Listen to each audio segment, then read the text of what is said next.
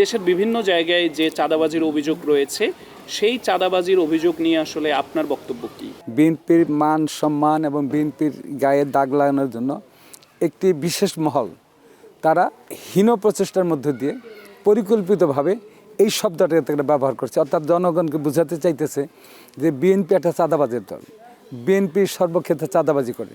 অর্থাৎ এটাকে নির্বাচনে বিএনপিকে একটা কালিমা লেপন করার জন্য উদ্দেশ্যপ্রণোদিতভাবে এই শব্দগুলো ব্যবহার করা হয়। আপনি আসেন 5ই আগস্টের পরে এই যে ফ্যাসিস্ট হাসিনার এত কিছু হলো, যার মধ্য দিয়ে তার ডিক্টেটরের মধ্যে দিয়ে প্রায় 5,000 নেতাকর্মীকে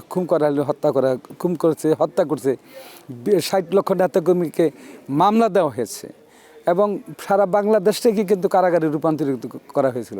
অর্থাৎ এই মহলটা, এই বিশেষ মহল বিভিন্নভাবে এই বিএনপিকে কিভাবে তারা হেয়পন্ন করা যায়, জনগণকে অমার্জিত করা যায়, জনগণকে মাঝে এই বিএনপিকে প্রত্যাখ্যিত করা যায়, এই একটা বিশেষ মহল তারা আইটির মাধ্যমে বিভিন্ন মহলে তারা এই প্রোপাগান্ডা চালাচ্ছে। এখন কিন্তু নির্বাচনের সেই ধোঁয়া তুলে, অর্থাৎ চাঁদাবাজির ধোঁয়া তুলে কিন্তু এখন আর কাজ হচ্ছে না, কারণ পাবলিক বুঝতে পেরেছে যে এটা সম্পূর্ণ উদ্দেশ্যপ্রণোদিতভাবে এই চাঁদাবাজের এই বিষয়টা বিএনপির গায়ে দেওয়া হচ্ছে একটি কালিমা লেপন করার জন্য। তারপরে যে অনেক ক্ষেত্রে দেখেছেন আমাদের সাংগঠনিকভাবে বিভিন্নভাবে কেউ যদি কোনো রকম দলীয় অপকর্মে লিপ্ত হয়েছে, আমরা অনেক নেতাকর্মীকে আমরা আমাদের ভারপ্রাপ্ত চেয়ারম্যান বহিষ্কার করেছে সাথে সাথে। এখন কি আর সেটা পান শোনেন? এখন কিন্তু নাই, সব কিছুর মিলেই ছিল।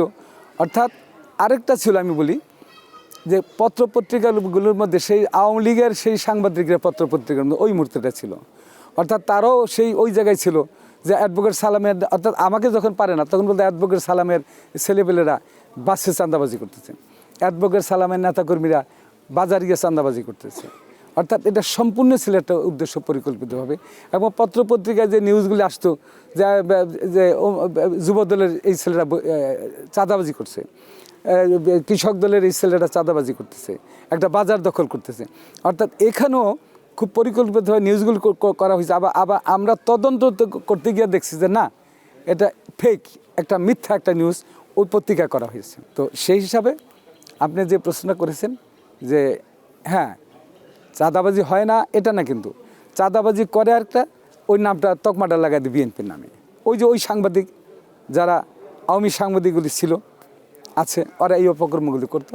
এখানেও একটা বিশিষ্ট মহলের একটা কারসাজি ছিল।